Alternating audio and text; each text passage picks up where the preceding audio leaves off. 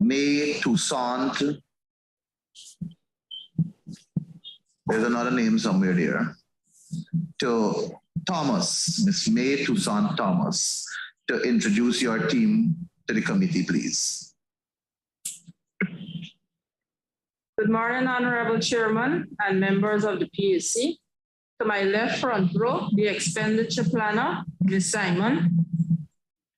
My principal assistant secretary, Ms. Mayers.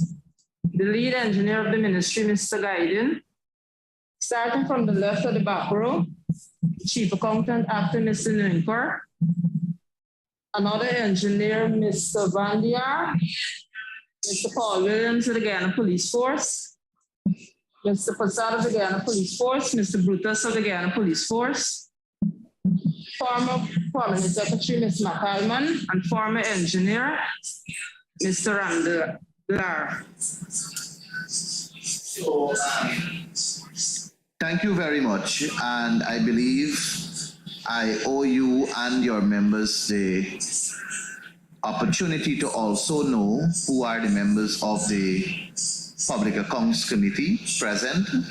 And as you know, I am Ganesh Mahipal, the chair for today's proceedings. And I'm going to ask members who are present physically to just put their mics on and indicate who they are. And also I'm going to ask the members who are virtual to do same, starting from my left. Good morning to the team with us this morning, Director Fernandez.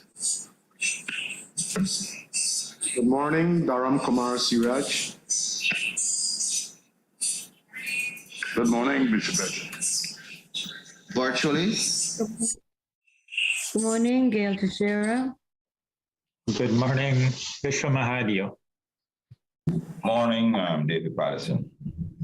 Welcome. Thank you very much, members. Just to clarify, we are treating the Ministry of Public Security separate from the Guyana Police Force, right? So the members of the Guyana Police Force who are here with UPS, they are a part of your team for the Ministry of Public Security or for their own agency, and they will come after. Which one? For their own agency. Their own agency. And the officer who will be answering for them, will it be you or an officer from their agency? The Deputy Commissioner Acting Admin, Mr. Brutus. Okay, he will answer for the Guyana Police Force. Okay, I will sit through, however. Yeah. Thank you very much. Honorable members, we have 2 years before us. 2017 has 38 paragraphs and 2018 has 35 paragraphs. I would like to put from the 2017 report paragraphs 663, 664, 665, in fact, onwards to paragraph 674. That's for the 2017. We're putting from paragraph 663 to 674. And in the 2018 report, we are putting from paragraph 780 to paragraph 785.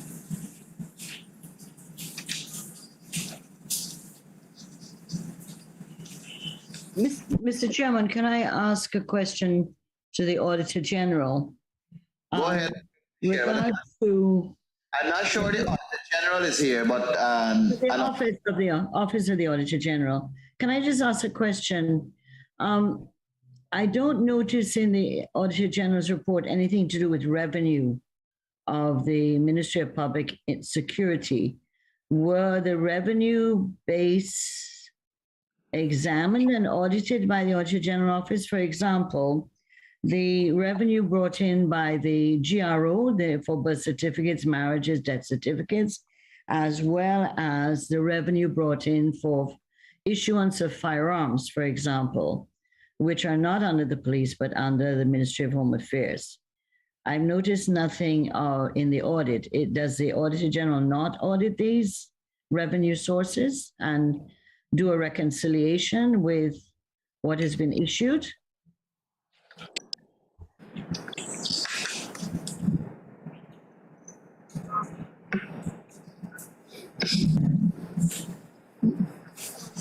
Sandra, what? Yes. Well, Ms. Badley is online too. Ms. Badley, the director, is online too.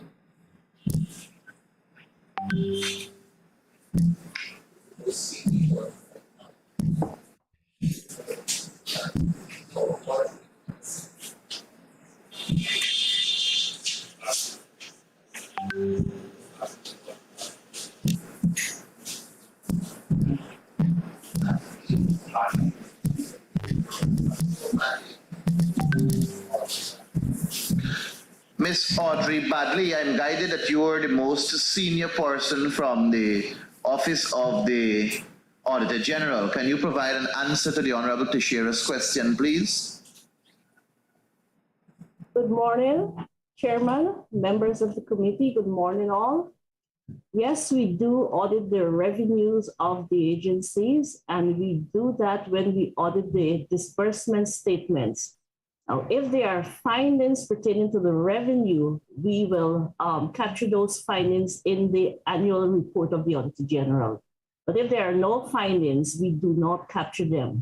But we have all our working papers and the documents that supports our examination of those receipts and also the bringing to account the revenue in the consolidated fund. Thank you. Thank you very much, Miss Audrey Badley. Mr. Teixeira, would you still like to have the floor on this matter? I see your hands are still up. Oh, sorry, I forgot to lower my hand. Sorry. No problem. Given that we have clarified that, can we now proceed to the paragraphs that are before us? I repeat for emphasis, in the 2017 year, we're dealing with paragraph 663 to 674, and in the 2018 year, we're dealing with paragraph 780 to paragraph 785. The floor is open. Honorable Bishop Juan Edgil, you have the floor. Mr. Chairman, I would like to visit at paragraph 667.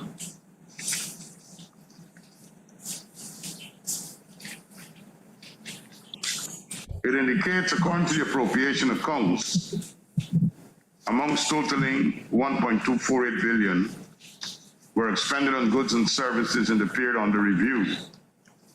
Included in this sum are the amounts totaling 77.198 million, which was expended on drugs and medical supplies. Included in the amount of 77.198 million is a contract which was awarded by the National Procurement and Tender Administration Board in the sum of 16.947 million for the procurement of drugs and medical supplies to the Guyana's Forensic Sciences Laboratory. The full amount was paid to the contractor. However, at the time of reporting, materials to the tune of 10.818 million were still to be delivered. I have a number of questions here, Mr. Chairman, for the Permanent Secretary and her team. Mr. Chair, not cutting the honorable member. Can I confirm if we're talking 2017 or 2018? That's all I want to know. Okay, well, the honorable member is referring to 2017, but just going forward, Honorable Edgil, if you can just state the year so that it'll be easy reference, and please proceed with your questions. I am at 2017, paragraph 667. Could the Permanent Secretary tell us or advise us, because she was not there in 2017, so she would have to advise us, what led to the full amount being paid to the contractor, if the contract allowed for that? First question. Honorable member, I would ask to redirect the question to the Principal Assistant Secretary of Finance. Thanks. Principal Assistant Secretary Finance, you have the floor. Morning, honorable member. We would have received a bond for the outstanding sum. No. We ain't gone to bond for the outstanding sum. I asked a specific question. The entire contract sum was paid to the contractor. Did the contract provide for that? No, honorable member.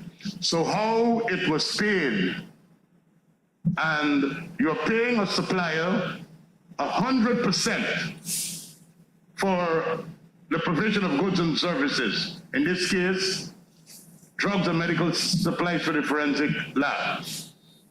Hold on. You're the Principal Assistant Secretary Finance, correct? That is correct.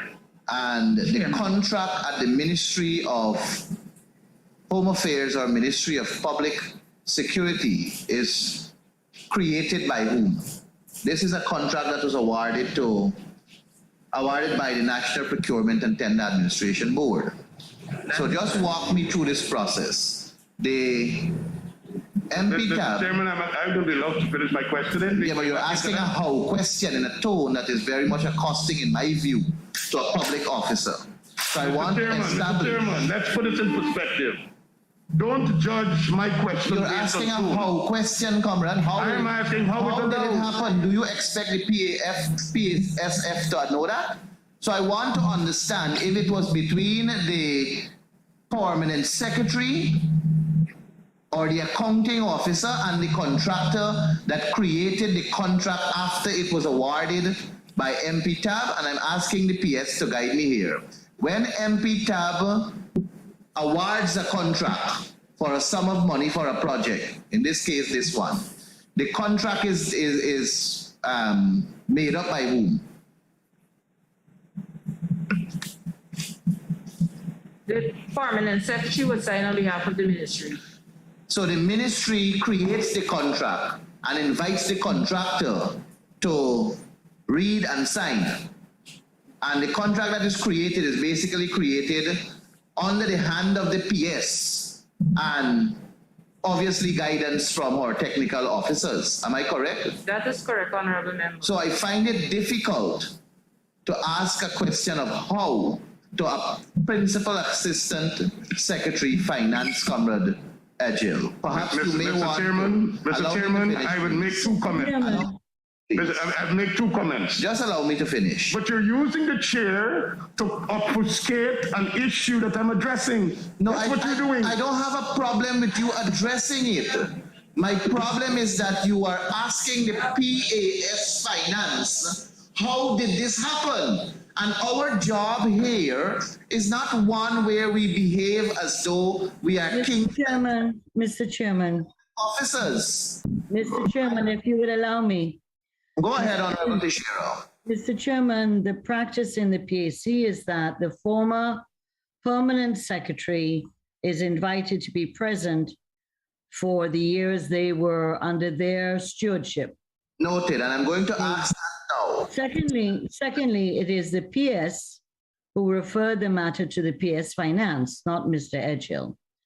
Thirdly, the contract is supposed to be a standard contract in regards to the Procurement Act, which defines how much is to be paid in advance and how much at the end of the contract. The contract must be within the Ministry of Home Affairs, and therefore someone needs to answer. What did the contract say? That is what Mr. Bishop Edgell is asking. And you can't criticize someone for the way in which they ask questions or their voice. Mr. Bishop Edgell is a bishop. He talks loud, but nevertheless, he's not being abusive to the PS Finance. She was asked, referred by the PS to answer the question. Thanks, Mr. Shearer. Now, let me hear Honorable Giretta Finance report. So I no longer have the floor. No, you Mr. have the Chairman. floor. You have the floor. But this is what happens. But the at same PAC way how I gave Honorable Teixeira the floor, I have to also give another member who wants to make a contribution on it. You sat just out, Honorable Teixeira. Go ahead. You sat at the intervention of Honorable Teixeira and you did not say if you have the floor. Now another member is asking to make a comment, Go ahead. and you don't want the other member to Go speak. ahead, Honorable Mr. Bishop. Mayapol. Go ahead. Go full speed. Thank you, sir. Mr. Mayapol, my question is basically to the PS because I don't want. No, but if we're going to have a question on the paragraph. No, it's not on the paragraph, sir. Because I am No, respectfully, no. let me finish. Oh, my I'm going to goodness. respectfully say that the Edgel honorable member has the floor for questioning on the paragraph. I understand. I hope it's a that, comment on sir, what was made. I am fully aware of that if I'm allowed. Thank you very much. Yeah.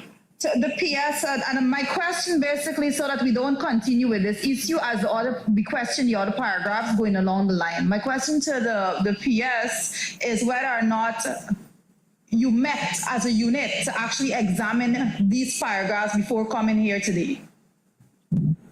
Yes, honorable member. Given that response, sir, I would believe that they went through all of these and whatever information is available was already discussed. If you are following, sir. All right, so we shouldn't have this back and forth between who can answer, who can't answer, because everyone should be in possession of the information if it was discussed. Thank you. Now let me ask the question. The former PS, was the former PS invited to come to today's meeting?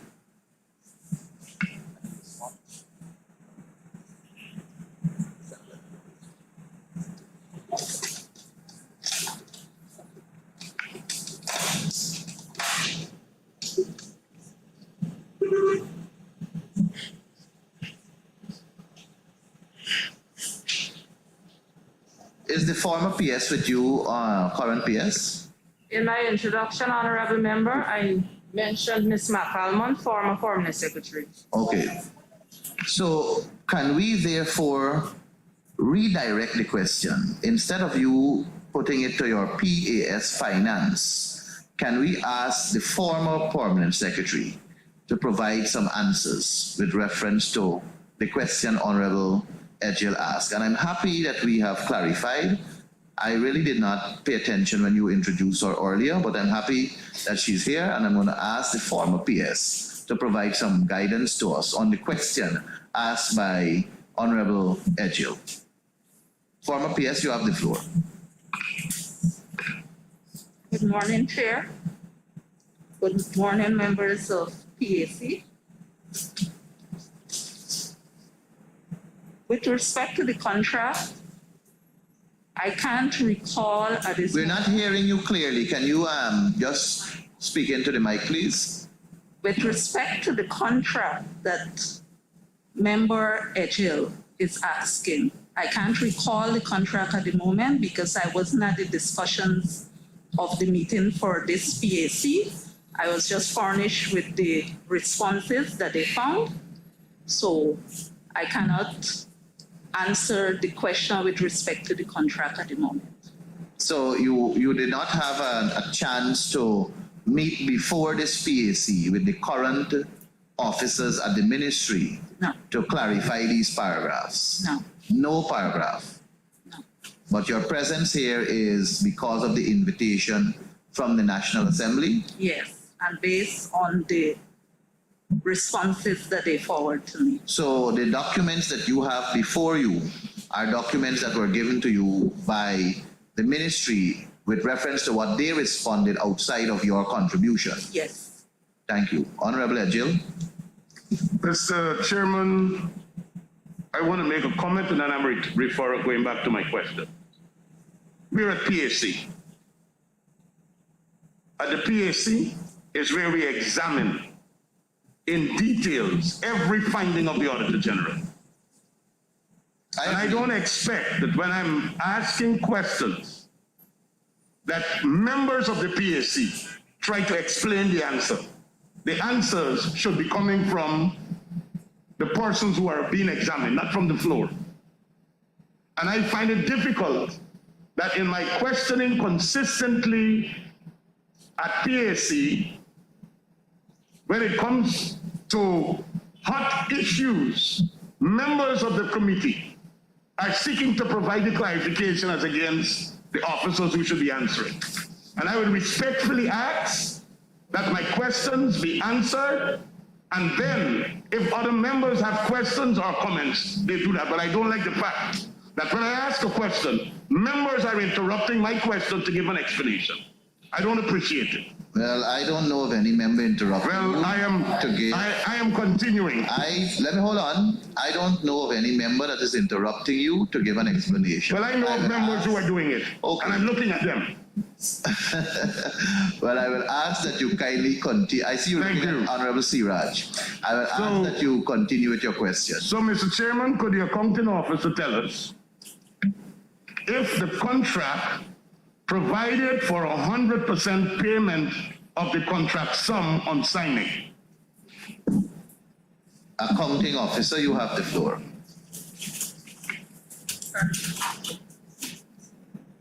I am advised by the accounts head that it's 50% at that time in the year. 50%. The contract says 50%. As advised by the PSA. Could we explain what were the circumstances that led to the payment of 100%?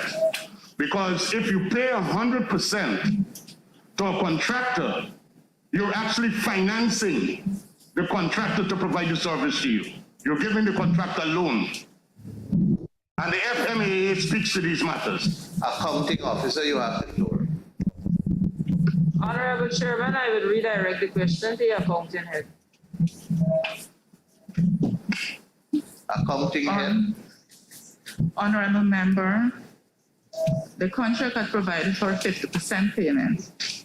However, we would have had some issue with space storage at the forensic lab. So a decision was made to supply these items upon request. We ran into some problem with that decision where the supplier failed to supply all of the items in a timely manner. We would have requested from him a bond to cover for those outstanding items. Mr. Chair, I want us to walk through this carefully. A contractor is engaged through a procurement process to supply medical supplies to the Guyana Forensic Lab. The contract says 50% on payment of signing. The Auditor General told us 100% was paid. The accounting officer is telling us, or the person who's answering, The head of the accounting. the head of the accounting unit, that 100% was paid because of a space problem. How could you pay 100% because of a space problem? Honorable member, if I may add, it was not paid at one time. There was a 50% payment at first. And in 2018, we would have paid the remaining sum on the contract. But the supplies were not there. How you going to pay it? We held a bond and the payment was made upon delivery of items. The bond was released upon the delivery of the items. Mr. Chairman, I would like the Auditor General or the person who audited this to explain this transaction. What were they finding? Because it is saying at the time of the reporting, only 10.8 million. This was outstanding out of 16. So 6 million was delivered. He had 10 million outstanding, but all the money was paid. Honorable member, as I would have indicated, we held a bond to cover for that outstanding sum. Those outstanding items. When the bond was established? I think it was in 2018, sir. 2018. Well, you can't hold on. You can't think. Yes, it was. Don't make assumptions. Hold on. Don't let us. If you're not clear about something, and I must make this very clear to officers who are before us. If you're not clear about something, you can request time to get the facts and provide it to the PAC. But please don't go down the road of assuming or thinking, because you can basically mislead us. I'm sorry, Chair. It was in 2018. Thank you. All right. Could I ask if this was a multi-year contract? I cannot provide that information this time. Well, I would like to have this contract be provided to PAC, Mr. Chairman. Because you can't pay supply a bond in 2018 for payments that were effected in 2017. We're examining 2017 here. So there's a request for the contract to be tendered to the Public Accounts Committee. I trust the accounting officer takes note, and I will provide you with, as usual, 1 week to respond. Mr. Chair, my request of the audit office, explain to us this transaction so we could have clarity as to what transpired here. I'll be happy. Thank you. Well, I am taking note of the fact that Ms. Audrey Badley is the most senior representative from the Office of the Auditor General here. I will ask that an answer be provided to the Honorable Edgill's clarification question, or if you wish to redirect it to somebody else on your team, go right ahead, Ms. Badley. Thank you, Chairman. The contract was awarded in the sum of $16.9 million, and the full amount was paid to the supplier. Now, in September of 2018, only $6 million of supplies were received. So the supplier failed to provide all the items at that time. So the full amount was paid to the contractor, but he failed to deliver all the items. So could I, Mr. Chairman, could I follow up by asking, could the Auditor General help us if this was a multi-year contract? Honorable member, I'll have to check the file and provide that information. I think Ms. Samaru may have the file there, the PAC. Well, if the information is there. Where is the information here?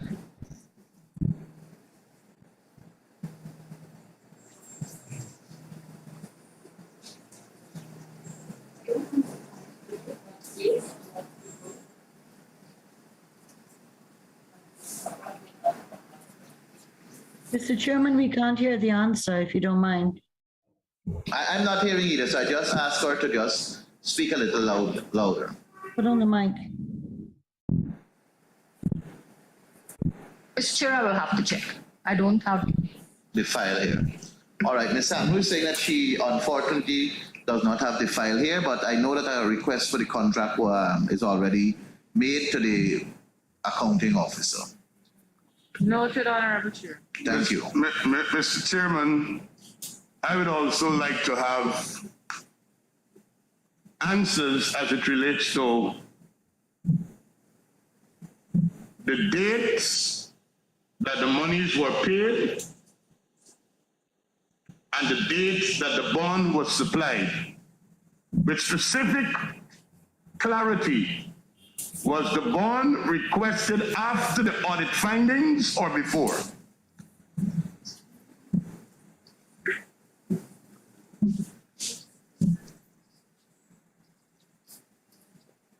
So with the response coming from the minister, I'd like that to be taken into consideration. And a follow-up, Mr. Chairman, I've noted that the ministry has stated that the value of 6.12 has been supplied and is available for verification. But they haven't said, what about the 10.8? Have that since been supplied? And when it was supplied?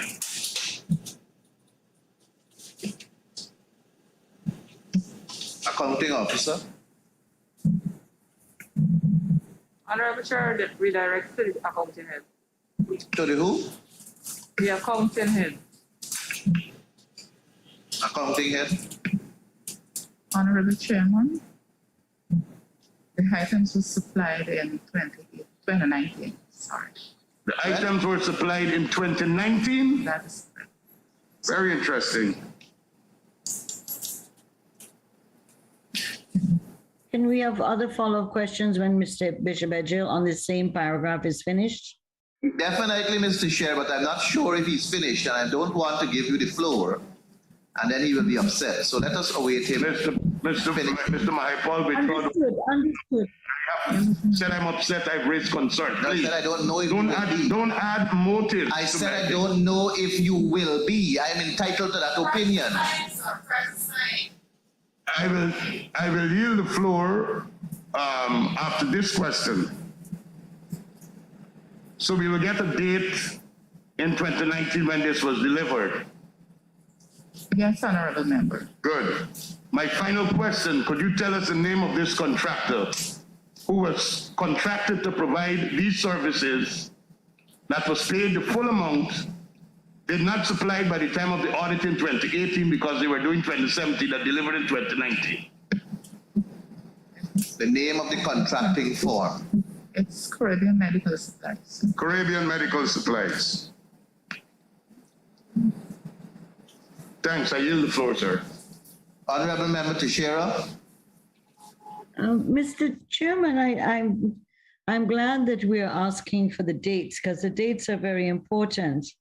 And the fact that the Auditor General in 2018, their report usually comes around September, so they would have done it earlier, that these supplies were still not delivered. But the question I have to ask is in the briefing notes from the AG's chamber, where it pointed out that the supplier submitted a check for 2.920 million to cover the undelivered items. The check is now stale dated. Can we ask when that check was supplied and why is it stale dated? This is revenue being returned to the ministry for non-delivery of items paid for. Accounting Officer. I will redirect the question to the accounting head. Accountant Head.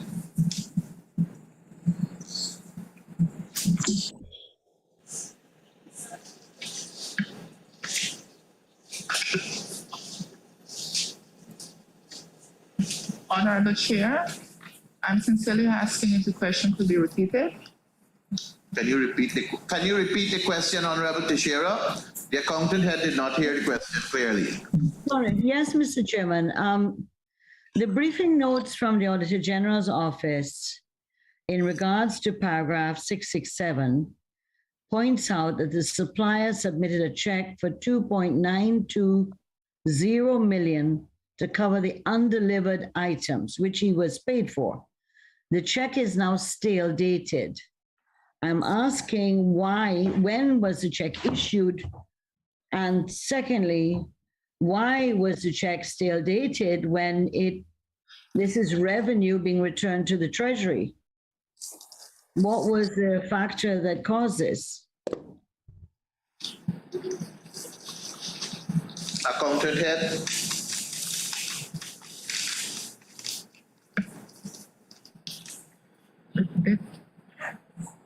Yes, honorable member, the check in question was the bond that was lodged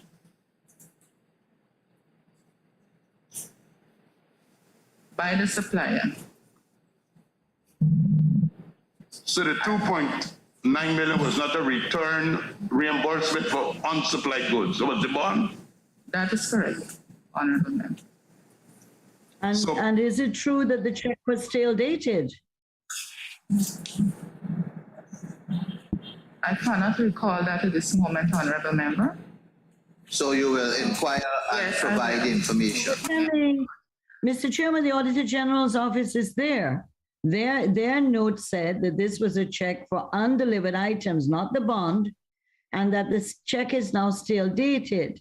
Can the audit office guide us on this? They wrote it, not us, not the accounting officer. Ms. Badley, you have the floor. Thank you, Chair. I will have to check this explanation here or the action taken by the ministry and provide that information to the Public Accounts Committee. Thank you very much. Mr. Chairman, for guidance. Just now, Honorable Edil, I want to ask the AG office a question too in the same light. I heard just now that the accountant head is saying that the remainder of items were delivered in 2019. correct?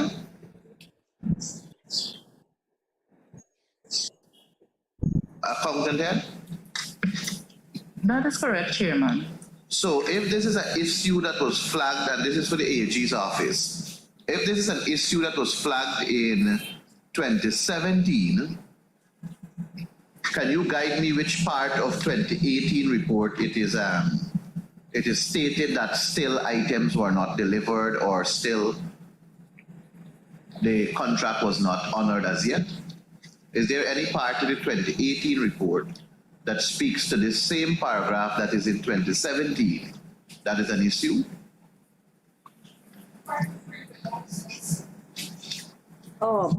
Honorable Chair, I don't think there is a paragraph in the 2018 report, because if there was a paragraph, then we would have had it as an observation here in the briefing notes. So I guess it's... What I'm trying to get at, Ms. Batley, is if we were, and if we were examining these years as per year, as opposed to how we have merged these two here. 2017, we would have found this issue, and we would have drilled it as we are right now in 2018. And when we come to 2018 report, we would not have seen it repeating itself when in actuality the items were delivered in 2019. So the 18 report should have flagged it as an issue still. Am I correct, Ms. Badley? Yes, Chairman, you are correct. So I trust that going forward, it can be addressed, because if we were looking at 2018, as I said, we would not have seen this issue, and perhaps we would have never known that it is 2019 the items were delivered. Honorable Edgil? Yes. Could I confirm with the accounting officer, sir, that the full value of 16.947 million in drugs and medical supplies for the forensic lab was delivered by 2019? Accounting officer? I redirect it to the accountant head. Accountant head? Honorable Member, 14.7 in items were delivered. 14.7. That is correct. The difference was refunded to the ministry by the supplier. So isn't it the 2.9 million that was refunded and that was not the bond? No, it was 2.27 that was refunded to the ministry. 2.27. That is correct. Could you advise PAC for a bond to cover the full amount? What would have been the actual size of the bond? It would have been 10.8 million. So how we end up with a 2.9 million bond? There were two bonds, sir. There were one for 8 million and another for 2.9. Why we ended up with two bonds? The supplier would have given us two checks. We're talking bonds, we're not talking checks. Yeah, the bond was in the form of checks, honorable members. The bonds were in the, so this makes it a little bit more interesting, Mr. Chairman, because it wasn't a financial agency that issued the bond. We were just holding checks. Remember, the bond were supplied by the supplier. No. A bond for a government contract could only come from a bank or a financial institution like an insurance company that guarantees this money. A man who writes a check from his own account, you only hold him flashy still because anytime he spend all the money and you go with the checking out in the account, that's why it's called a bond. Honorable member, if I may have, these two checks were from a bank, the Bank of Nova Scotia. But his personal account,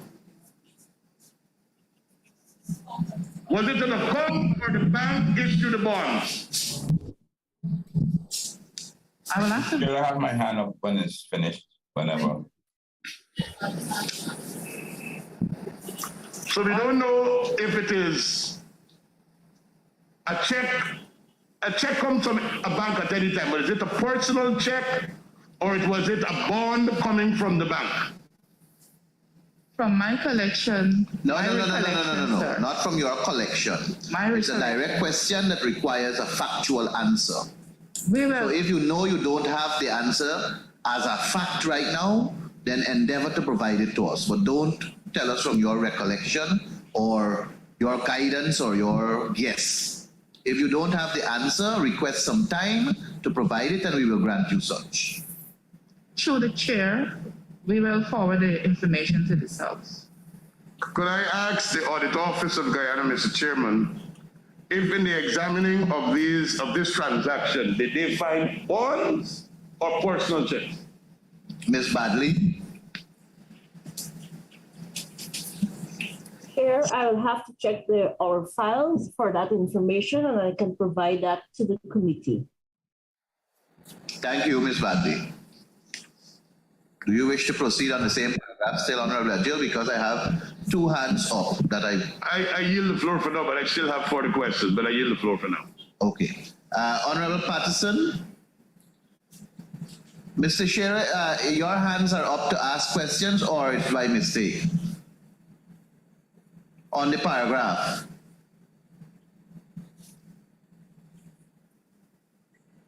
Okay, I guess. Sorry, my apologies, sir. Am I on the floor, Mr. Chairman? Yes, you have the floor. I was, on the same line item, I was actually asking the, directing a question to the Accountant General. From my understanding, what was issued, and I don't want to go into what was issued, they will provide information. However, for the Accountant General, if someone issues a manager's check, as opposed to a personal check, as a form of guaranteed collaterals as they do when they do bid bonds, is that acceptable? Or and this should be instructive to PAC going forward. If a manager's check is drawn up to the ministry or to the government, is that an acceptable form of not payment of transaction? Okay, to the chair, with regards to the question from Member Patterson and the clarification from Member Edgell, I wish to advise that the normal standard operating procedure, a bond should be issued or a bank guarantee by a supplier. However, based on Member Patterson's question, the fact that the ministry accepted a check, which is a manager's check, it means with a manager's check, the cash is held in abeyance with a manager's check. So even if the supplier cannot withdraw that amount from his account at the bank, that amount is held in abeyance once it's a manager's check. All right, honorable members, we are. I have been requesting the floor for a while, sir. But I didn't see your hands up. I'm sorry. Nor your mic on. And now well, I will endeavor to put on my mic and speak every time I want the floor. Good. All right. So what I've recognized is that we have asked a question as to what type of check it is. And the accounting officer, or I should say the accountant head through the accounting officer, is saying to us that they will provide that information to us. Correct? That is correct. So can we allow the agency to provide us with the information before we go into this speculation as to whether it is a personal check, a manager's check, a whoever else check? Let us know what kind of check was put there. And when you supply us with that information, this committee is going to revisit it. And if they have further questions to put based on your information, it will. But let's not go down the road of starting to speculate. We're asking questions and we're getting answers. And if we are getting answers that we are not satisfied with, we can ask more questions. And if the ministry or the agency wants time to provide us with answers, they will so get the time. But let's not go down the road of speculating, please. I have 2 points to make on a question. Honorable Juretta Finance, you have the floor. Thank you, finally. I have 2 points to make. The first being that when we have these meetings and we have these agencies come before us, the least we expect as a committee is that both the agency and the accounting office, the audit office, be actually prepared to deal with these questions and have the relevant documentations in place to answer the questions so that we wouldn't have to be back and forth on the matter. So that's the first point I want to note there, because all of these clarifications could have been made had we had the relevant documentations in file to substantiate these paragraphs. My second point that I want to make, sir, is that if you go back as far as the audit office has been providing and producing audit reports, you will see this similar matters, some of them almost identical to each other when it comes to payment being made in full, items not being delivered, and we have instances that we have seen and made note of from far back, as you can track and trace the audit reports coming, that some of them even the items had to be written off because there was no way in which they could have been recovered and all of that. So there's definitely need for us to look at this matter. And sir, I've been saying this from day one. I continue to say it, that we need to look at this matter in a holistic way, because there is definitely issues that needs to be fixed in the way in which a system is operating. Nevertheless, my question is to the current accounting officer. We have this matter as we've been discussing, but what systems do you have in place right now to make sure that you safeguard against these things? How do you treat with these matters right now? At least we come back here and we have similar issues turning up on reports moving forward.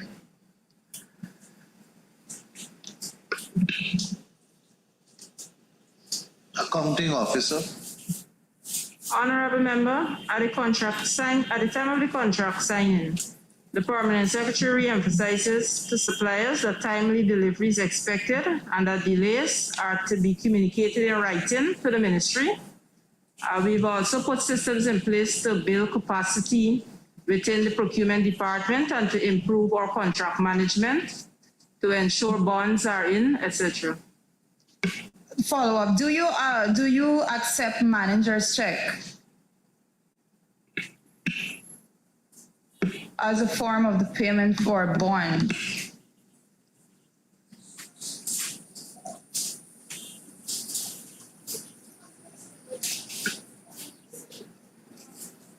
I'm advised at the moment not normally. But Normally? not normally, is that a response I'm getting? Honorable member, I'm making, before you continue, I'm making a point, sir, that here we have this issue before us. And in moving forward, we have acknowledged, and we can all acknowledge, if we want to be fair, we can all acknowledge that we have been dealing with these matters across agencies. We've been dealing with these matters from as far back as the General Audit Office has been doing reports. And what we need to endeavor to do is to provide a system in which we safeguard against it. And these systems need to be sealed tight. Hence my question, what is acceptable now?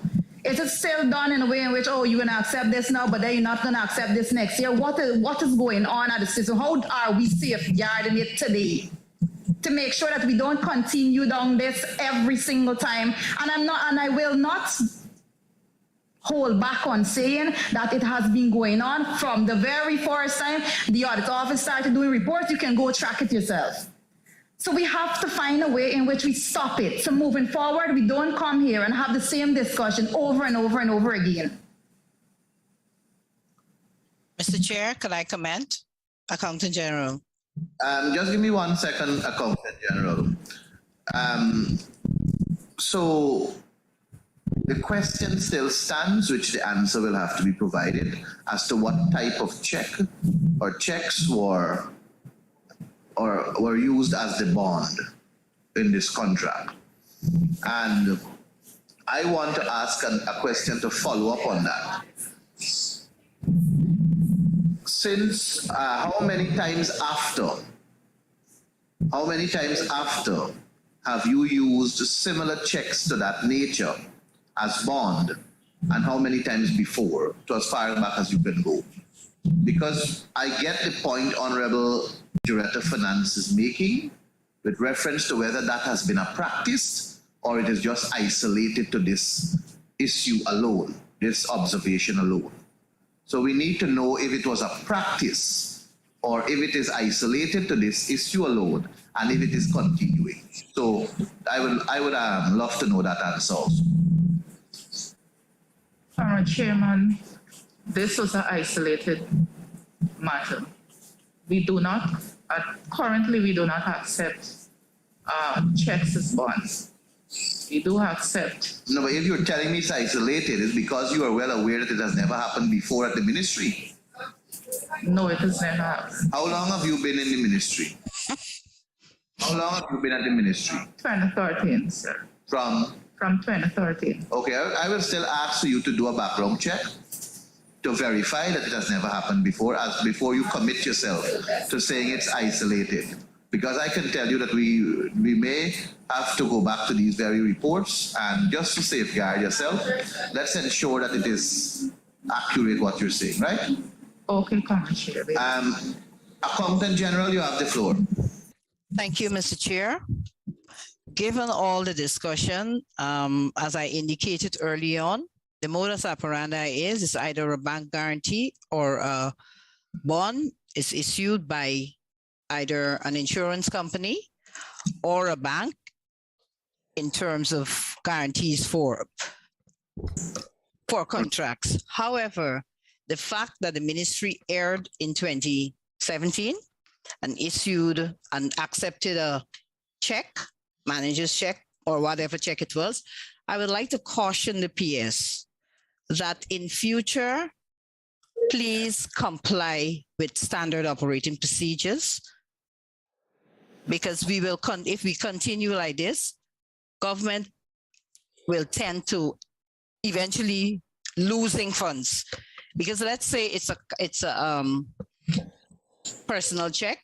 When they would have about to encash that check, the provider may not have the funds, the adequate funds in his bank account. That's the point I made. So that is why I would like to caution the PS to desist from such practices in future. Thank you very much for your guidance, Accountant General. I recognize Mr. Shearer's hands. In fact, it has been up for quite some time, so I don't want to deprive Mr. Shearer of the floor. Mr. Shearer, do you wish to have the floor? I just wanted to say that the procurement laws of Guyana are what guide the agencies and the permanent secretaries, REOs, etc. And so once you follow the procurement laws of our country, you don't have these problems. In answer to Director of Finance, the Procurement Act came out in 2004, so I can't answer my memory as 2003 or 2004? No, 2003, correct. So I think that the guidance we should give the agencies, and we have to still prepare a 2016 report, which I hope is being drafted, which would, I think, include all these observations about these issues. So I think when we do the 2016 report to Parliament, we should make sure these things are included, but because it came up in 2016 as well. But the problem, my original question was, how come the check was stale dated? And I haven't heard a response to that. Accounting Officer, the question is, how come the checks were stale dated?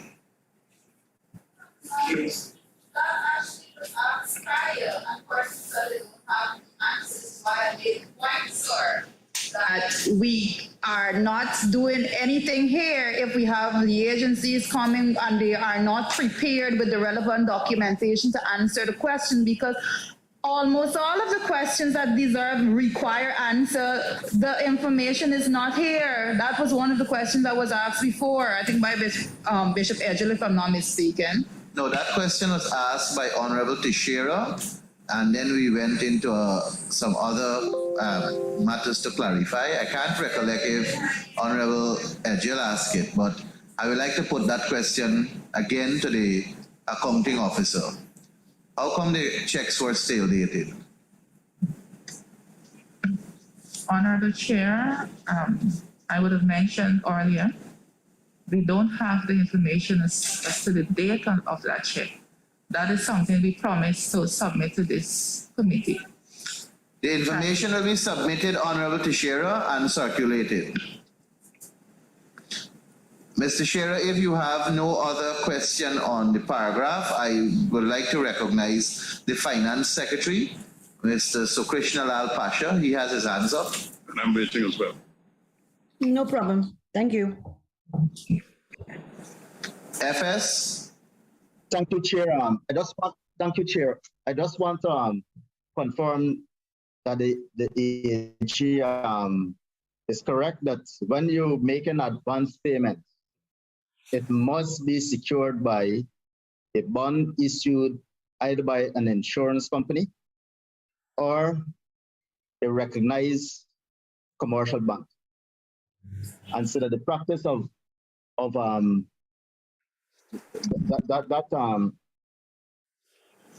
that the practice is for you to use a bond from an insurance company or commercial bank and not a manager's check. So that is what I wanted to reinforce, because it is important that the accounting officers understand this. Thank you, Finance Secretary. And I trust, sir, that given that we have made that clarification here and taken into account that we have not verified as yet what kind of checks were used. So I don't want anyone to go away with the idea that there's a conclusion on which check was, what kind of checks were used as the bond. So, but given that observation, Comrade Finance Secretary, I trust that you will advise all the accounting officers under your watch. So the other point I wanted to make, Chair, if you may, is whenever you want to make any changes to the amount that you wish to advance, you need to go to the NPTAB for approval. So if you want to change from 50% to any value which is lower or higher, you need to get NPTAB's approval to make those changes. You can't make those decisions without the necessary approval from NPTAB. Thank you very much for your guidance, Comrade Finance Secretary. And as I said before, I trust you will provide the guidance to all the finance officers, the accounting officers under your watch. Honorable Edgell, you have the floor. Thank you, sir. Are we moving to another paragraph? No, I'm in the same paragraph, sir. I understand the anxiety. Paragraph 667. Could the accounting officer tell us if there were letters of poor performance that was sent to this contractor?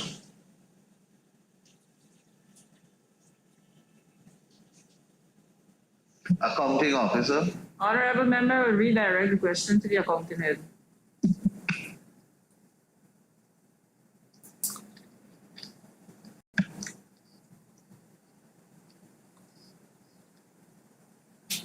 Honorable member, I would have to forward that those details to you. So you accounting head, this is a contract that fell directly on the, I noticed the permanent secretary is, and the accounting officer is directing all the questions to you. So is this a contract that you directly oversaw? And in terms of the question Honorable Edgell is asking reference to letters of poor performance, you would have had to be the person to send that letter out? Or you would have had to recommend that such letters be sent out? Poor performance, you didn't submit, you didn't honor your contract and so on. All of this would have been your responsibility? No, Comrade Chairman. Whose responsibility? This would have been the former accounting officer. So is it a question, current PS, that we can direct to the former PS who's present with us? We can, Honorable Member. Thank you. Former PS? Comrade Chair, I would not be able to furnish that information because I wasn't previewed to the file before I came here. So the staff will have to furnish that information from the file of the ministry. Okay. Thank you very much, former PS. Comrade Edgell, you can continue. Yes. Could the accounting officer tell us if at 2018 and 2019, the former permanent secretary was the accounting officer? Yes, Honorable Member.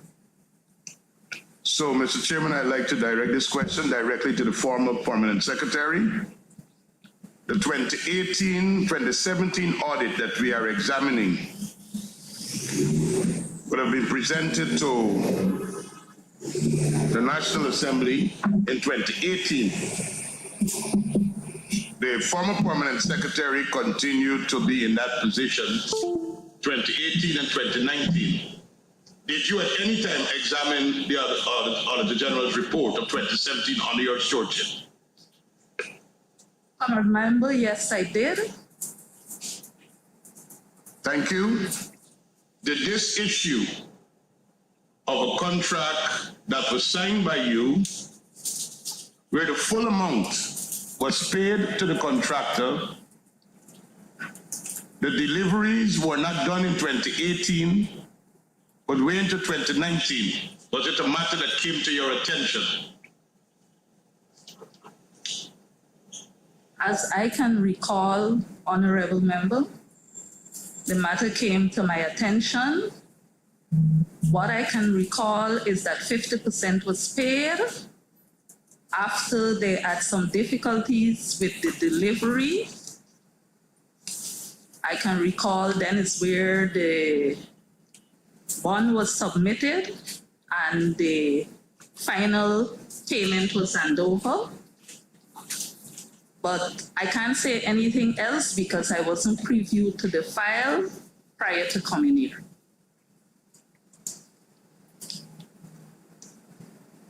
Mr. Chairman, I'm expressing some concern.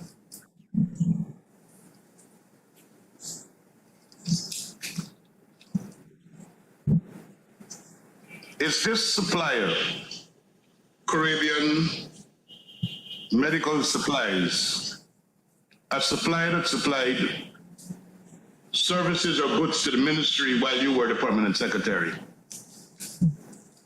Yes, Honorable Member. Did you ever have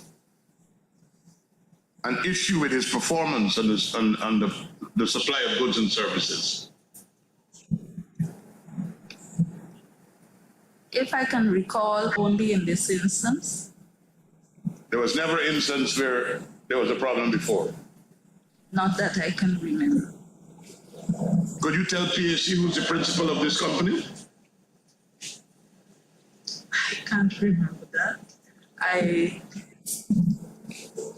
is quite clear, honorable members, that there are a lot of questions which requires answers to this particular paragraph. And it is also clear that information has to come from the ministry. And it is even clearer that there is need to engage the former permanent secretary in an attempt to answer this paragraph.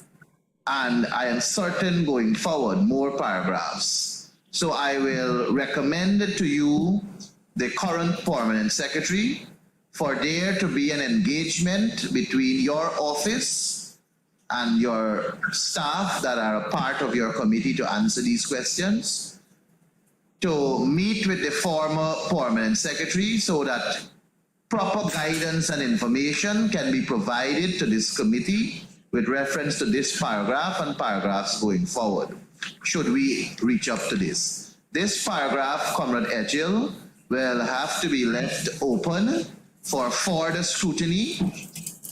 I'm not sure if Comrade Edgell has some more questions on it that he will like to put to the permanent secretary, but I would like to say that there is definitely need for communication and a meeting between the current permanent secretary and the former permanent secretary so that clarification to this paragraph is necessary. Comrade Edgell? Just to ask the permanent secretary, was the former permanent secretary invited to bring clarity in some of these matters? As indicated earlier, honorable member, no. No. I'd like to move on, Mr. Chairman. Can I? Mr. Chairman, can I? Mr. Chairman, some of us are waiting to speak too.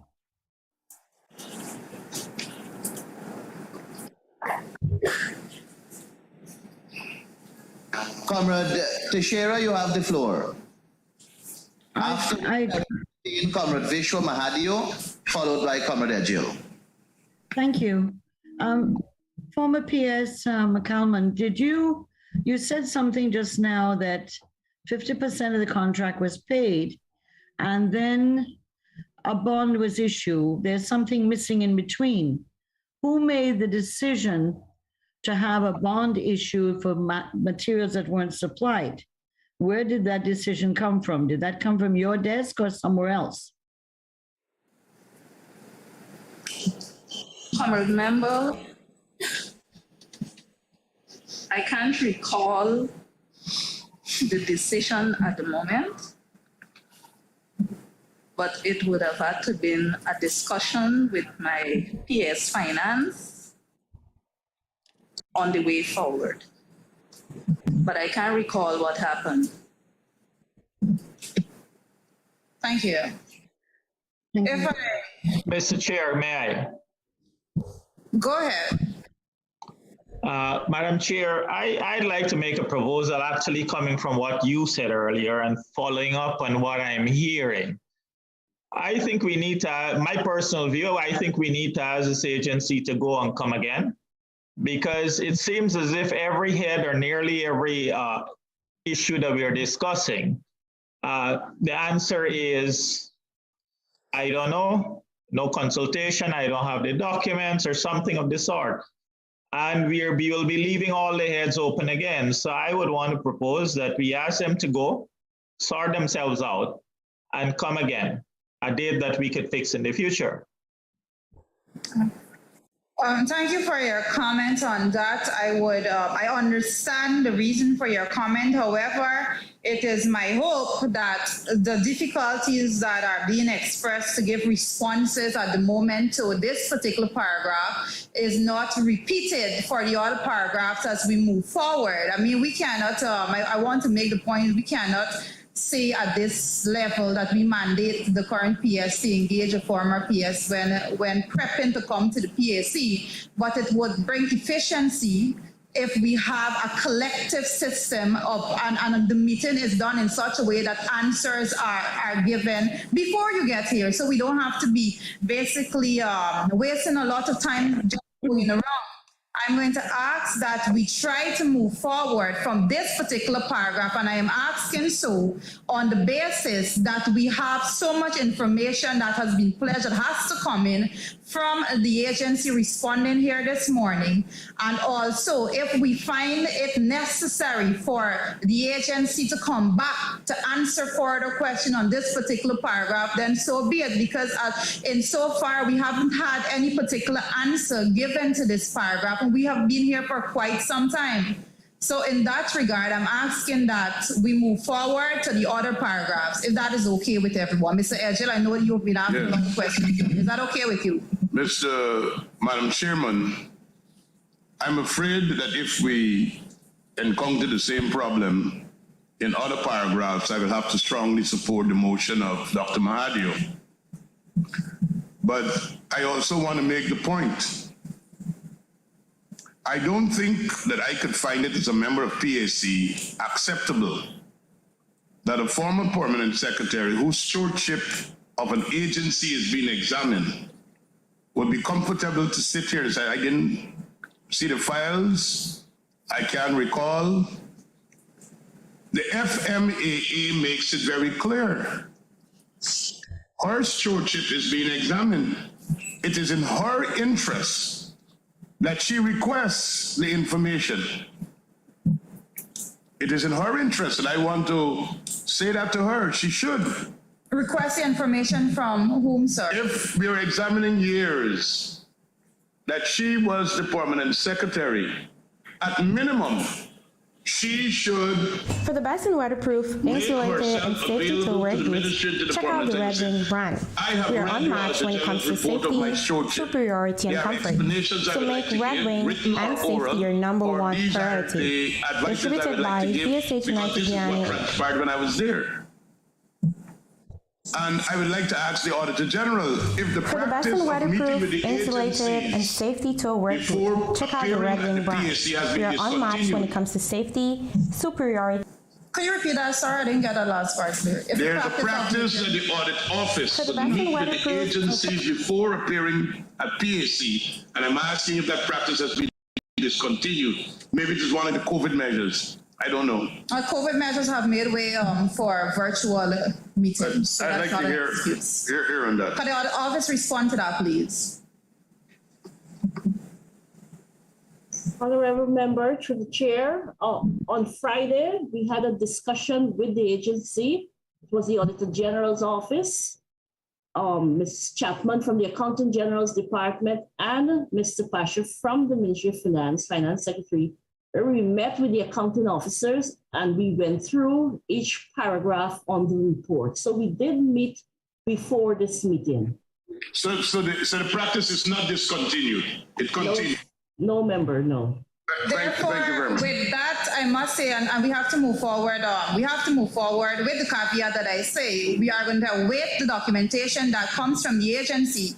And if we see the need for the agency to come back to the PSC on this specific paragraph, then so be it, because so far we haven't had any response given. But before we move forward, I will say with that meeting being had, that it is only expected that since the former PS is going to be sitting here to answer questions, that the former PS should have been a part of that meeting also.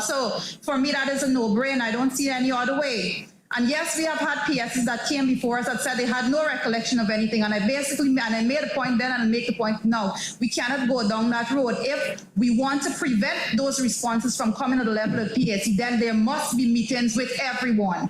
Because we can't have a meeting that is had and the former PS not being a part of that meeting, but then come when the former PS is sitting here, not just saying this agency, all agencies, then we're asking questions that they weren't previewed to any documentation and information to. So we're going to await the responses, and if you're to return, we're going to let you know, but let us move on to the other paragraphs. Thank you. Madam Chairman, I'm at 669. Go ahead, Mr. Edgell. A sample of 13 projects with contract sums totaling 54.296 million for maintenance works were selected for physical verification. Overpayments totaling 1 million were discovered in 2 contracts, while 3 contracts had administrative issues as detailed in the paragraph below. Could I ask the PS who managed these contracts? Go ahead. Honorable member, I would ask that the former engineer of the ministry answer the question. By that you're saying the former engineer managed the projects? Yes, honorable member. Okay. The former engineer. I think that is The question was who managed it? Yes. So I have questions to the former engineer then. Go ahead, Mr. Edgell. Thank you. Could the former engineer tell PAC how measurements were done to determine the sums to be paid? Good morning, Honorable Chair. Good morning, honorable members. At the completion of the works, the engineers will turn up on site and measure all the works that would have been done. So you were saying that before you prepared interim payment certificates, you carried out measurements? All payments. All payments. Do you have a dispute with the measurements of the audit office and your measurements? In this case, no. So you're admitting that you did not calculate correctly? We could admit with explanation. Huh? I'm admitting with an explanation. Could I get the explanation? Yes, sir. This was 2017. Yes, we know it's 2017. This project was located within the prison, the dorm where the prisoners were sleeping. So during this 2017 time, there were a lot of unrest in the prison, all of the prisons. So we visited the first time, we couldn't do the measurement.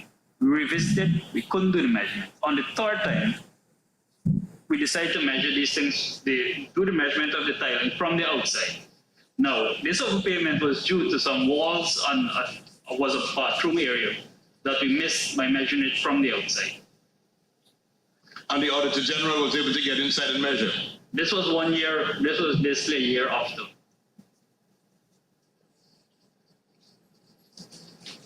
So the Ministry of Public Security, who's responsible for the prisons, could not provide tactical support to allow the engineer into the prisons to measure correctly. That's the explanation? Sir, it's a bit, yes, they can, but it depends on the time of the day, and it depends on the amount of staff that would have been available, and personal decision sometimes within our staff because of the risk that it entails. But, Mr. Chairman, if the Auditor General did not dig into this, these two contractors would have gone with $1 million of public funds based upon certificates that were signed off by you. Is that the case? No, the other one is not exactly the same. Not exactly the same. The total sum on two contracts are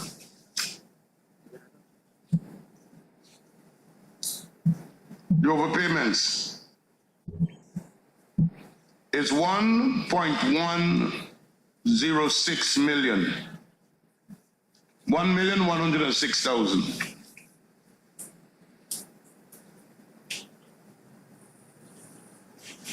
It's two contracts, the Auditor General says total this. The other one is 673,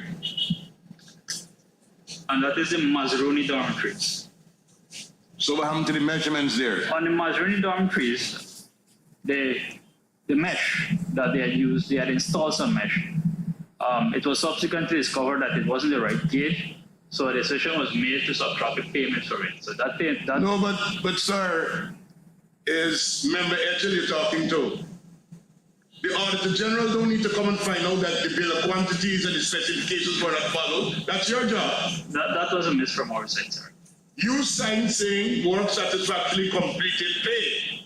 The Auditor General come and say the bills and the mesh shall be different. And it's a smaller or a cheaper mesh that is there. They have to change it. That's what led to the overpayment. You signed up.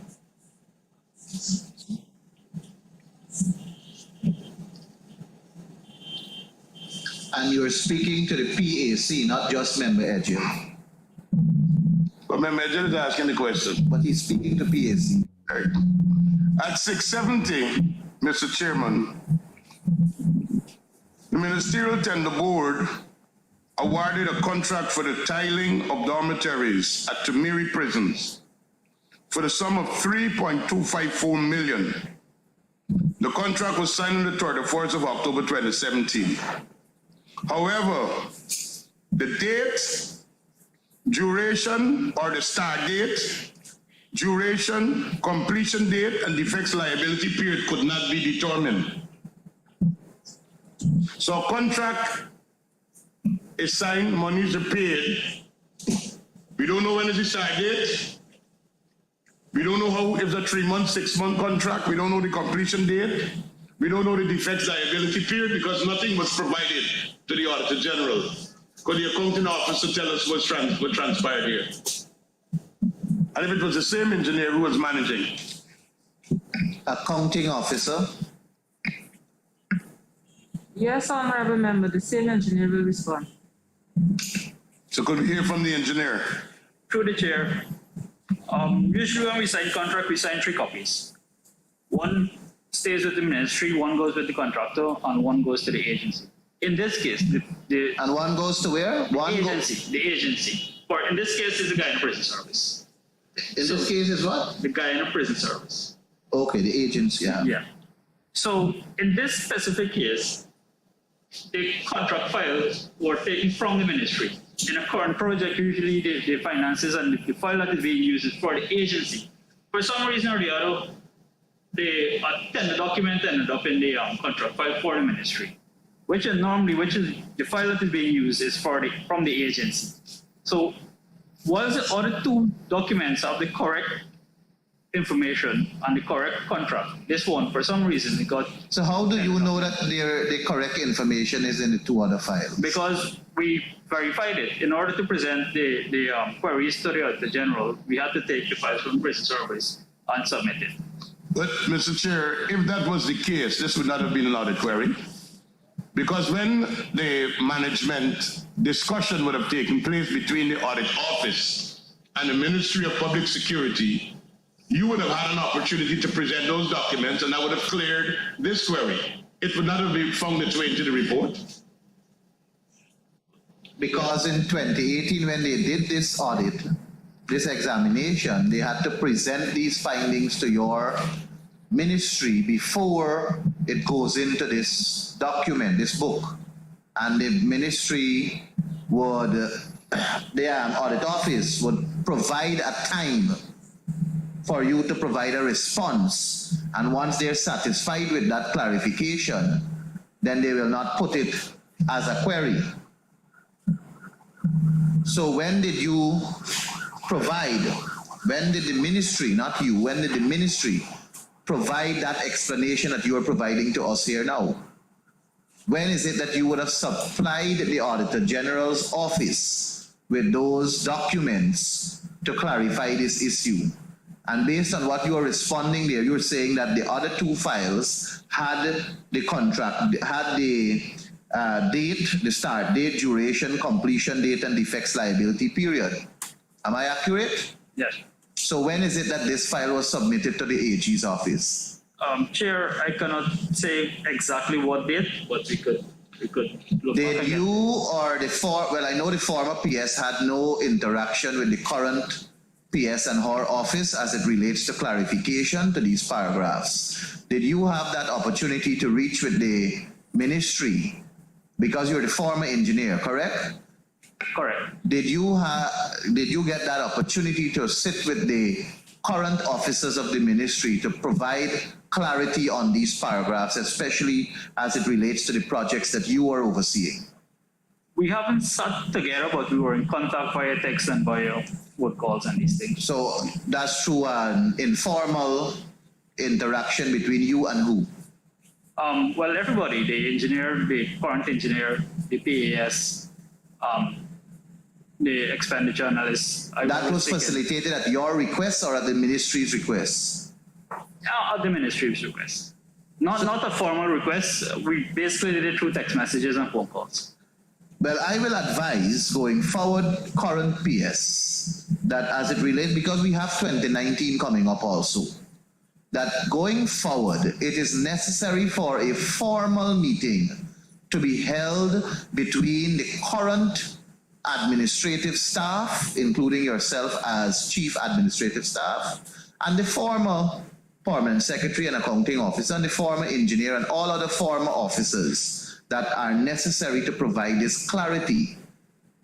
And I would like to suggest to this committee that the Ministry of Public Security, now Ministry of Home Affairs, be asked to conduct such a meeting and be asked to come again to this Public Accounts Committee to provide us with the clarity.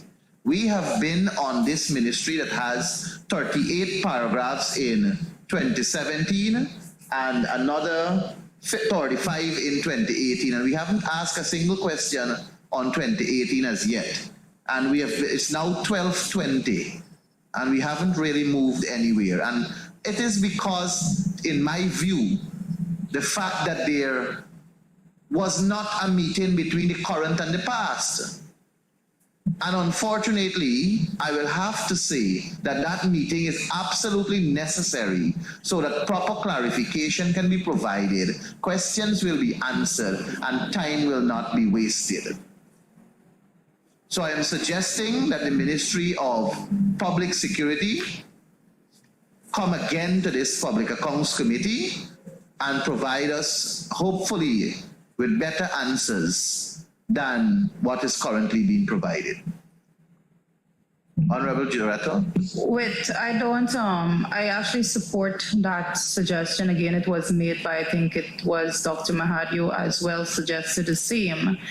And I want to just make the point that when the ministry leaves to come back, I want to make the point that this committee, the PAC, basically the PS comes to respond to the question and not to basically defer the questions. I want to make this point because the staff that is there is supporting staff, and so the least we expect is that when they meet, the PS knows the paragraphs and the responses coming, and the staff there is actually used as support staff. That's the way in which the structure should work. Honorable Gail Teixeira, I see your hands up. No, I had some questions on 674, but I think I would like to support your request as your suggestion, as had been made before by Dr. Mahadio, that the Ministry of Home Affairs leaves and returns at an agreed date so we can get the answers and we move forward, hopefully a little more efficiently. Thank you, Honorable Teixeira. I believe, Honorable Edgell. Yes, sir. I did say earlier that if we continue and we find the same problems, I would have to strongly support Dr. Mahadio's motion. But I don't want to leave this open. I asked the engineer, Mr. Chairman, about the explanation to this paragraph of the start date, duration, completion date, and defects liability period. And he said that there are 3 copies. One is with the agencies, one with the ministry, and one is with the contractor. All of this information provide clauses in contracts. Defects liability is stated exactly in a clause.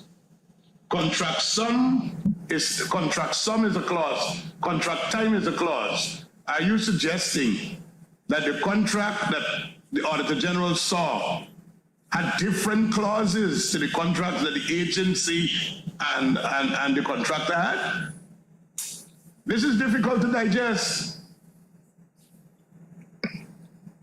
If we have poor contract management and things were omitted and were not included, we should say so. But to tell me there were 3, afterwards I find the 2 that had a different thing to the one, but then something is wrong. But I'm not sure if he said has different things. I think he said that it had the dates. Yeah, he said the 2 had it, but the 1 did not have the date. So how did one never have it when all 3 signing at the same time? But I want the same. Mr. Chair? But before we proceed further, I think it is clear that there is need for this meeting between the current staff and the former staff. the current PS and her team, and the former PS and the other former staff. I believe strongly that the current accounting officer is the person who must provide us with these answers in similar fashion to what Honorable Director Finance would have outlined. And that is why I'm going to appeal to the ministry to facilitate the meeting. When we invite accounting officers to the Public Accounts Committee, we are inviting the individual that everything rises and falls on in terms of accounting for the public's money and transparency. And even though the current PS may not have been was not the officer at the time, the reason why we invite the former PS is for further clarification if the current PS does not provide it, and not necessarily for all the questions to be diverted to other supporting staff.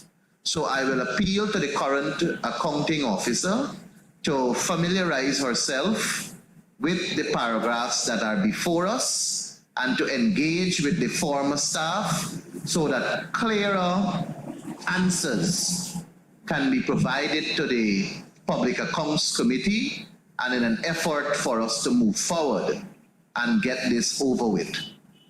So current PS, at this point, I will ask that we conclude for the day with Mr. your Chairman, ministry. I'd like to make a comment before you conclude. But before I draw the closure, let me entertain Comrade Edghill. I heard the comments from both yourself as the sessional chair and member of finance.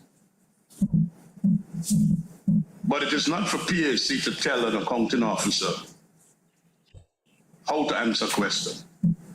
The accounting officer's job here is to facilitate getting the answers and the necessary information to PAC. I don't think. And if the accounting officer, I've been in PAC long enough to see, accounting officers have called upon the direct officer who was responsible before to give the explanation. So I think it would be unfair to say to the current PS or any current PS who's going to answer for periods when they were not in office that they have to provide the answer. They facilitate the answer. And when the PS says, I will ask this officer to provide the information, it's because she's facilitating the answer. It doesn't show that she has neglected her responsibility. She's facilitating the answer. I agree that a meeting must be held, but I don't think we should dictate to any PS or accounting officer who is answering questions for a period that they were not in office, that they cannot facilitate the answer by getting officers who are there with the necessary information to bring that information to PAC. I thought I would say that. Thank you very much, Comrade Edghill. Let me clarify, because it seems as though I was misunderstood. It is expected of the current accounting officer to be familiar with the answers to the paragraph. The paragraphs are issues that have arisen out of an audit query. And the reason why it is important for the current PS to understand the answer and familiarize him or herself is to also not ensure, or is to also not cause there to be a repeat of the issue. I have recognized that all the questions we are directing to the agency, to the accounting officer who was the individual invited, that all are being sent to the supporting staff. And it is my humble request that the current PS familiarize herself with these errors in an effort to not repeat them. And nothing is wrong with the current PS or any PS, as a matter of fact, or any accounting officer requesting supporting answers from his or her support staff. So I would just like to make that very clear. There's a reason why the support staff is there, to provide the answers with you and to boost the answers so it becomes clearer to the members of PAC. There are a number of members with their hands up on the virtual platform, and I would like to first give the floor to Dr. Vishwa Mahadio, followed by Honorable David Patterson, followed by Honorable Juretta Finance, followed by the Finance Secretary, after which we will bring this matter to a close. Dr. Vishwa. Thank you, Mr. Chair. Mr. Chair, I'm glad that, well, I'm not glad, but I support the idea. Of course, I proposed it earlier, that we ask this agency to go and come again. And I also would like to say that whilst I agree with you that the permanent secretary, the current head of the agency there, needs to know about the mistakes, understand them, understand from the questioning that we are doing as to what are the issues that are there. But I also would like to say that I also believe that she has to facilitate the answers whilst understanding what are the answers and what are the mistakes and how not to make them again. And I think we could highlight that by asking what systems, like was asked before, what systems, what new systems, or what systems are in place now to avoid the repetition of these mistakes. So that is what I want to say. Thank you. Thank you, Comrade Mahadio, Comrade Dr. Mahadio. I fully agree with what you said there. Comrade David Patterson. No, Mr. Chair, I really had a question for you because I thought, because I have questions on the agency, are we sending this agency away to return? Because I thought that was what you were going to do. That is what Pardon, is that what is your intention for them to return? Yes, Comrade Patterson. All right, thank you very much. Comrade Finance Secretary. Sorry, Comrade Director Finance. Thank you, sir. Sir, I just want to say, I just want to make it abundantly clear. My comments about the accounting officer, which is the PS, being the one answering the question that holds. I just want to make it clear to Ms. Thomas that at the level of the PAC, this is not something to do you answering the questions, but when we speak here as a committee, when I make comments, that I can stand to with any agency and with any accounting officer. And I dare say, sir, that even in this meeting here today, when my colleague on the other side, Mr. Edgell, was making the point to the former PS that she's expected to come here and answer questions, and she should have been requesting documentations and so forth.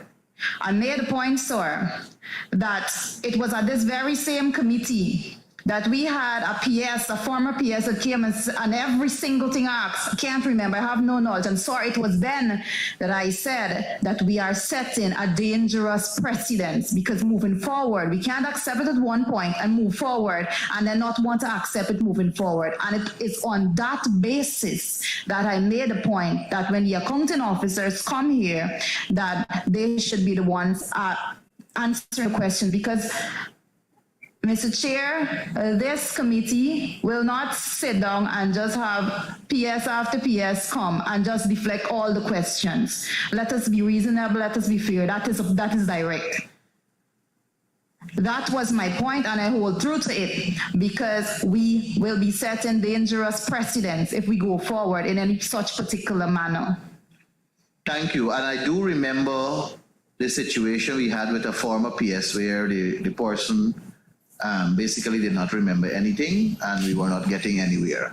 And I do remember also you saying that there's a bad precedence there. So that is why it's taking all of that into consideration that I am saying that the meeting between the two sets of people, the current and the past, is absolutely necessary so that the current PS can provide us with clarity as guided by the former, should she choose or he choose to use those words. If there's no paper trail or anything to substantiate, as guided, this is the answer, so on. But it is, in my view, correct that the current PS and the current accounting officer should be the one to provide the clarification, and should he or she require additional information, then the support staff comes into play. Honorable Finance Secretary, and I'm not going to remove the word honorable from there. Mr. Pasha. Thank you, Chair. I attempted with the Accountant General and the Auditor General to help prepare the PSs for these meetings, right? But what I recognize is because we rush these meetings due to late notices, right? We don't really get into the meat of the issues, right? And that came out clearly today at this meeting, because we did not ask these hard questions, given the time, the short notice for preparing these PSs, so that it would help us tremendously if we are given at least 2 weeks notice of the agencies that we have to that we bring in before the PSC, so that we could prepare them better, right? In my treasury memorandum that I'm going to send shortly, I indicated that we will organize meetings, and we did this from the beginning of this session, right? But it is clear that the PSs are probably not, ready enough to answer the question. So if we could get at least 2 weeks notice of of when we will meet a particular agency, I think that would be sufficient to help us to prepare the PSs better, right? So we need to come up with a concrete schedule. Permit me, Finance Secretary, to ask this question. Let me stop you and ask you this question. We are dealing here with the 2017 Auditor General's report. And under normal circumstances, this agency would have been requested to PAC in the year 2018 or 2019. 2019, because the report is prepared in 2018, submitted to the National Assembly, and then tendered to the Public Accounts Committee for your examination. So under normal circumstances, 2019 was the year necessary for this examination by PAC. We are in the year 2022, and notwithstanding all that was happening on the scene,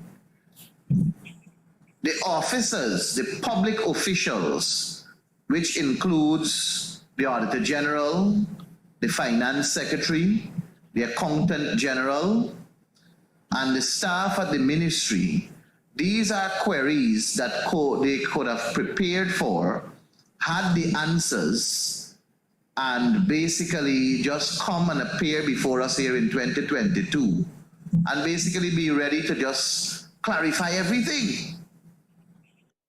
But that is not the case. What I'm hearing from you is that in 2022, the Auditor General and Finance Secretary and the Accountant General are facilitating meetings now to provide clarification to these issues. Am I to understand that this was not done before? And I'm not sure if you can provide that answer, because you were the finance secretary now. So I don't really. So Chair, it was done before, but you have to recognize that we had changes, right, in the system. We have a new finance secretary, we have new PSs. I don't know to what extent the PSs are collaborating with, the current PSs are collaborating with the former PSs. And to what extent. So, that is the problem, Comrade Pasha, Comrade Finance Secretary. The level of communication between the current and the past That is the problem, and that is why I'm appealing to the current PS here, Ms. May Toussaint Thomas, and all other PSs. We will endeavor as a committee through our clerk to write again, requesting of them to communicate with the former staff, and it will make our job easier and theirs, and it will be better in terms of our time management. So that is indeed the issue, the communication between the past and the present staff. So I trust that what is going to happen. Chair, go ahead. Chair, I think the time frame for the time frame that the current PSs are required to work with to make contact with their predecessors, right? Is an issue. It's difficult to get a schedule on Wednesday, right?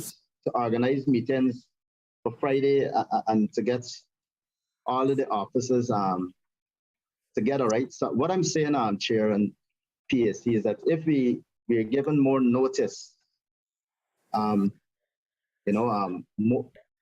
more time to prepare the accounting officers, I think they will be able to furnish the PSC with all the information requested, right? I want to work with the PSC to ensure that in future PSC reports, we don't make this comment that the PSs were not prepared, right? These meetings are organized to ensure that we get our PSs to arm themselves with all of the information, by the PSC with all the answers that that the PSC may want on these matters. So if we get sufficient time, at least 2 weeks, right? I think it would help us going forward. Thank you very much, Comrade Finance Secretary. And of course, your guidance is always sound, and the Public Accounts Committee will deliberate further on any other business with reference to your recommendation, which I believe is sound. I must mention, however, for clarity, that before these agencies are written to and before the schedule comes out, they are written to, and the request is that they provide the answers to the paragraphs. I want to further say that the clerk of committee would normally write these agencies to their accounting officers and request of them to facilitate meetings between the past and present so as to provide PAC with accurate guidance and accurate information. So I believe... Mr. Chairman, can I just make a suggestion based on what Mr. FS said? And that is that we have a matrix with the different agencies. We don't have dates next to it. I'm assuming we're going in the order of the matrix of the agencies to be examined. If we're sticking to that matrix and the order of the agencies, then why don't we send to all the PSs and regions that matrix, so they will also see approximately when they may be coming up, knowing that we're meeting every week, unless we're just picking agencies out from the list and not going in the order that we had this at the beginning of this year.